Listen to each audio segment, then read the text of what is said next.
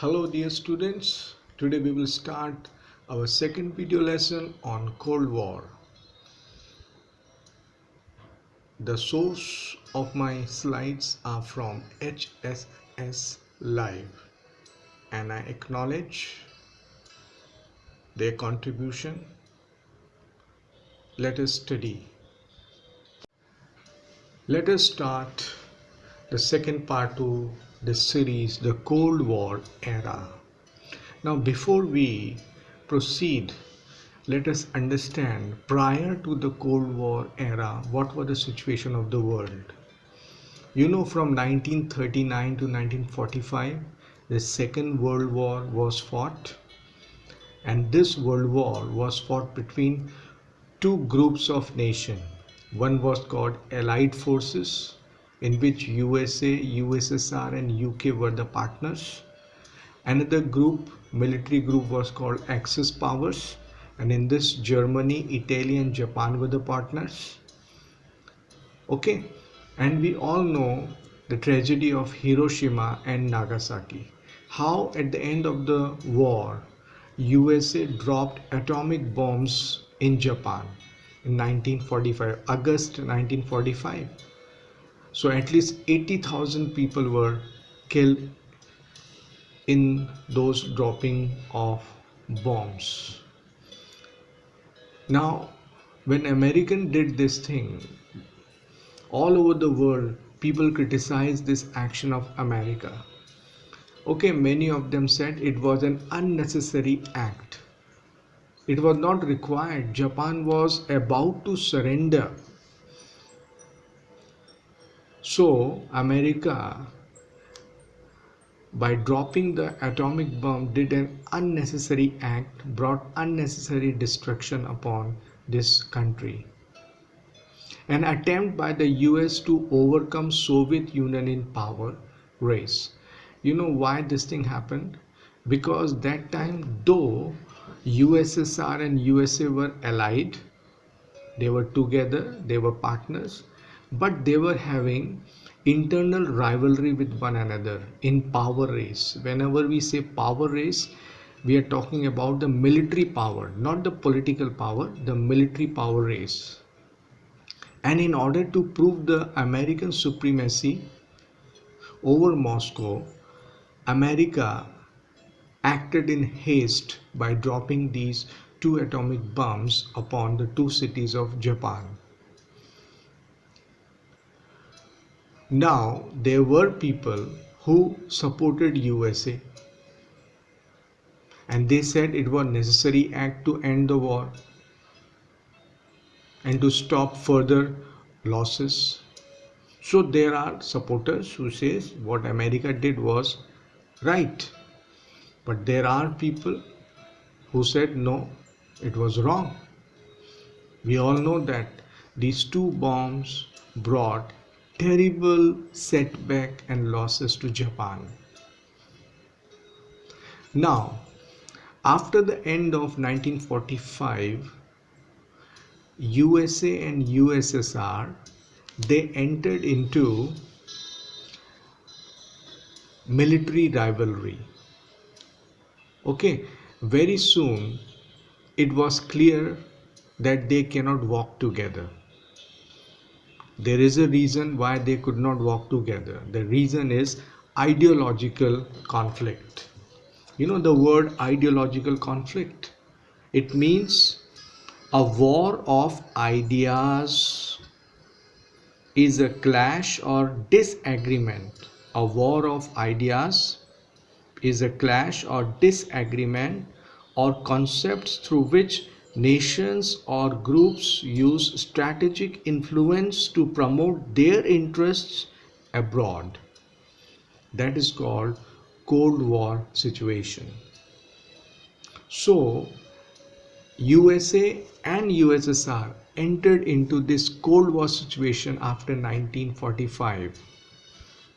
And in Cold War, we all know there is no actual fight or battle, which is called hot war, but it is basically the verbal exchange of arguments, heated or arguments with one another, ideological conflicts, based upon the ideological conflicts.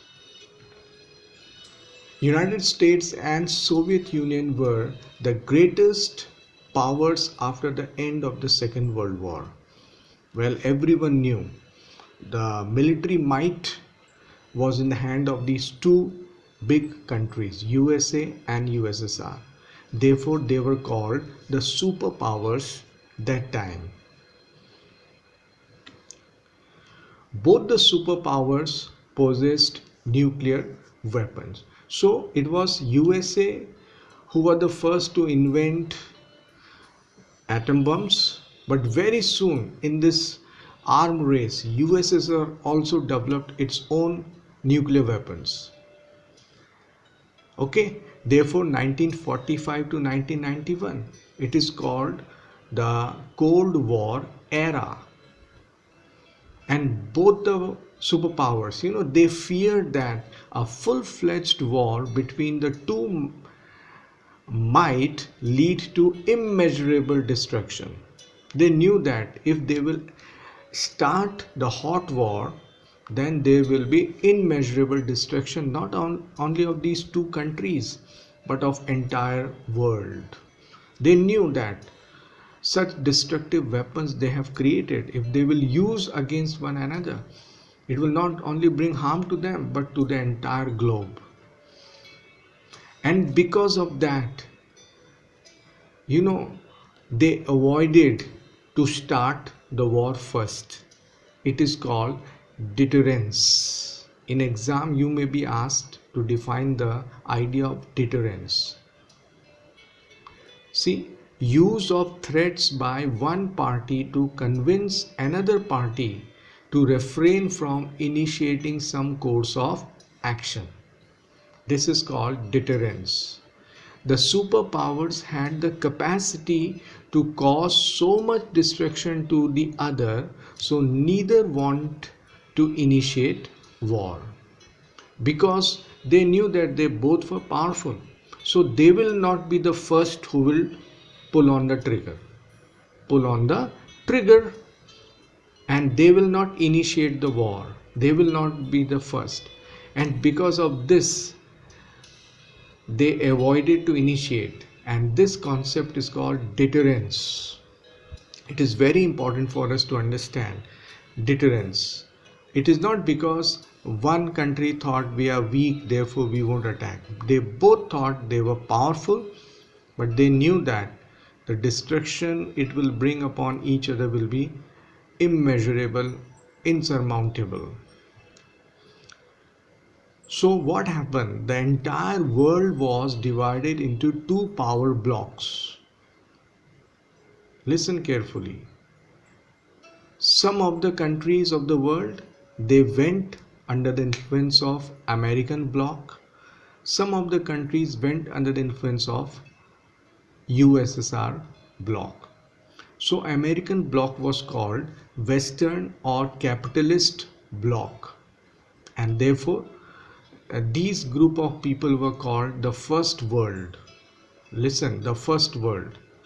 And main support from Western Europe. East and West, if you divide, the Western Europe supported American bloc. And what were their what were their ideas? Well, they believed in liberalism, they believed in democracy, they believed in capitalism.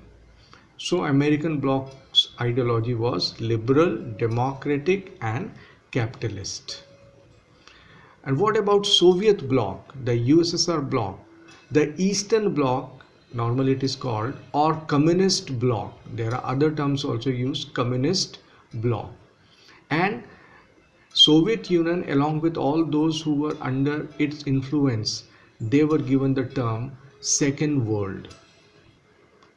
And the main support coming to Soviet bloc was from Eastern Europe. And what was their ideology? As you can see, their ideology was socialism and communism. Remember, socialism, it doesn't like the idea of liberalism, it doesn't like the idea of capitalism. Okay, they believe that there should be no place for capitalistic development in any country.